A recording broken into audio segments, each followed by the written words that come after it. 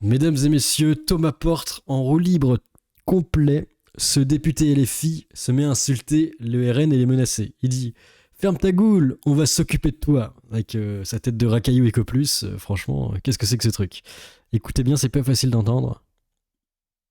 Qui, en attaquant le président de la République, crée sciemment une confusion entre critiques légitimes de la... Alors c'est pas facile à entendre, mais il dit « Ferme ta goule, on va s'occuper de toi ». Là, c'est le niveau racaillou quand même. El racaillou. Cette tête, je joue dans la haine et j'ai la haine. J'ai le visage emoji méchant pas content. Par contre, j'ai un choc à pic au-dessus du sourcil. Et ça, c'est incroyable. Les chocs à pic, c'est bon pour la santé. Alors, qu'est-ce qu'il y a d'autre? On va s'expliquer dehors, tu vas voir. On va aller dehors et s'occuper de toi. Voilà. Est-ce qu'on l'entend là ou pas? Un génocide et la généralisation du conflit au Liban. Oh, on entend vite fait. Serez-vous plus clair? On fait allusion. On parle de plus de 43 000 morts et plus de 100 000 blessés à Gaza. Quel racaillou Ecoplus. On va t'attendre à la sortie de l'école, tu vas voir. C'est donc ça, LFI. Là, ça peut devenir un sticker. Ça peut être très rigolo. Vous pouvez l'utiliser pour remplacer les têtes de vos amis avec et ça va les faire beaucoup rigoler. Thomas Porte, le racaillou. Est-ce qu'on peut voir des images de ce guerrier, s'il vous plaît? Et voici lui, Thomas Portes, la terreur de l'Assemblée nationale avec son corps musculeux, ses pectoraux saillants et ses tétons huilés. C'est lui.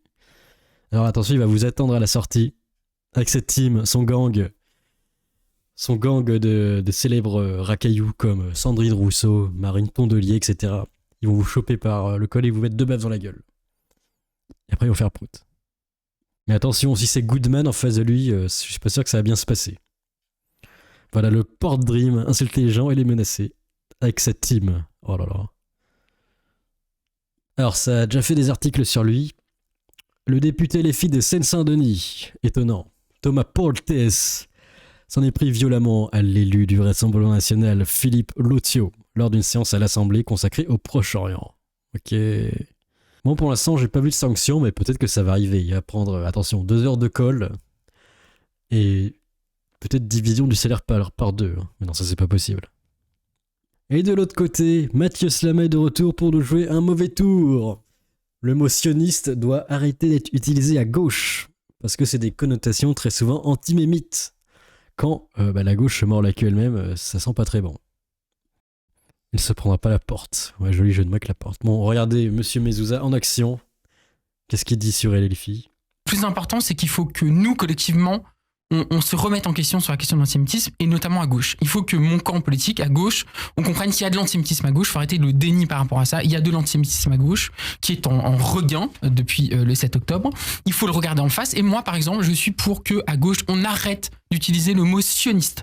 Le mot sioniste à gauche utilisé négativement, pour moi, est tellement connoté, chargé de connotations. On sait qu'Alain Soral dit les sionistes pour dire les juifs. Ah ouais, tiens, je disais sioniste et on a le maître du logos qui pop. Et les antisémites disent les sionistes pour dire les juifs. Et donc je dis, je suis moi pour qu'on arrête d'utiliser ce mot sioniste de façon péjorative. Ah, du coup, comment t'accuses les pro-Israël du coup? À part sioniste, les pro-Israël, mais c'est long en fait. Sioniste, ça fait un peu à moitié le pied dans le complot, du coup ça provoque de l'engouement, c'est peut-être pour ça. On est de gauche parce que pour moi, c'est une manière finalement de jouer sur des thèmes antisémites, de flatter des sentiments antisémites. Et quand je vois les réseaux sociaux, impunément antisémite. Pour certains oui.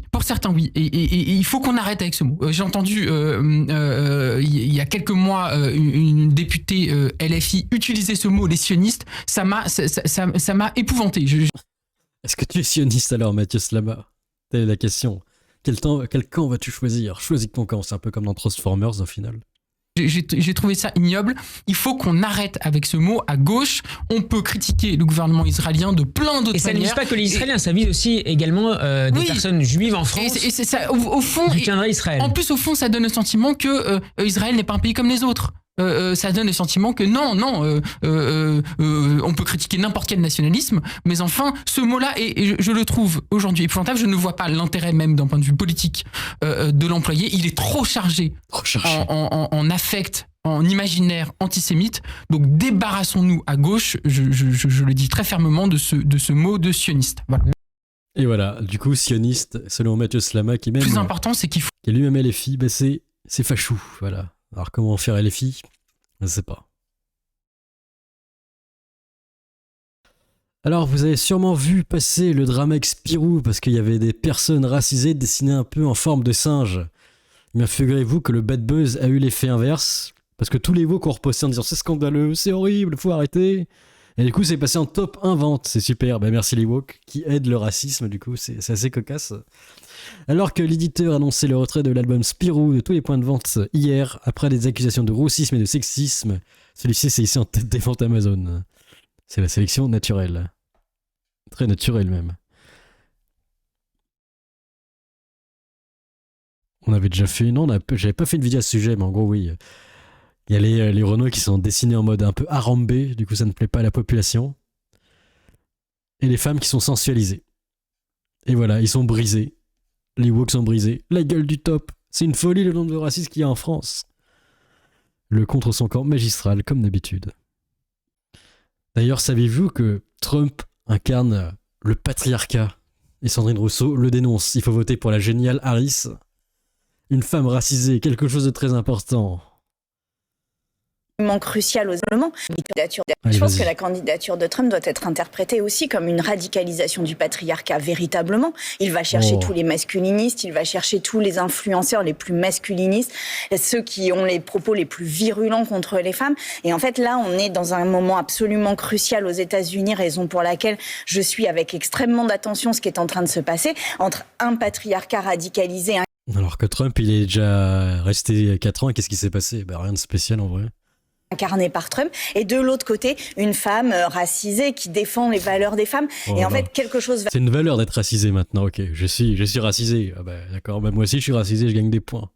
Va se passer, quel que soit le résultat de cette élection, quelque chose va se passer. J'espère que ce sera du côté des femmes. Oh là là, le niveau de démagogie, alors qu'en vrai, républicate, j'ai mélangé les deux. Républicain et démocrate, c'est la même chose, hein. C'est quelques trucs près, c'est un peu la même chose.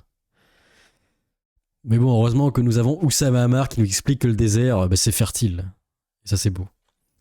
Bah, Sandrine Rousseau, elle est rongée par le wokisme. La sélection fut tout à fait naturelle. Le ruisseau a coulé dans son cerveau. Bon, Oussama Hamar, le grand philosophe des temps modernes. Je viens d'acheter un bout de terrain là à Dubaï. J'ai trouvé un agronome au Japon. Je fais venir. On va cultiver pour toi.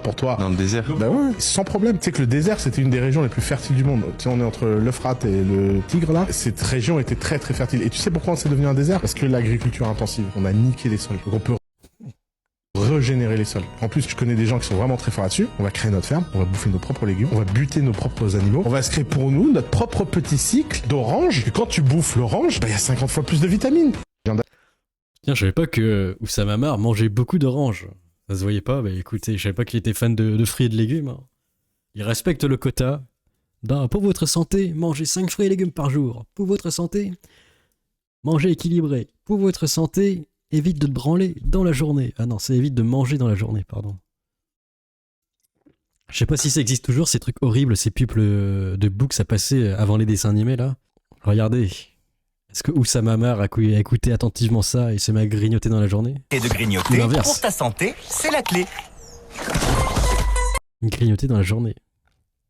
Enfin voilà, évitez de grignoter dans la journée et surtout, fertiliser le désert. Personne n'y a pensé, c'est pour ça que le désert est encore vide. Je pense que c'est une aubaine économique. Commençons à fertiliser le Sahara et le terraformer. Voilà, plus Samagus.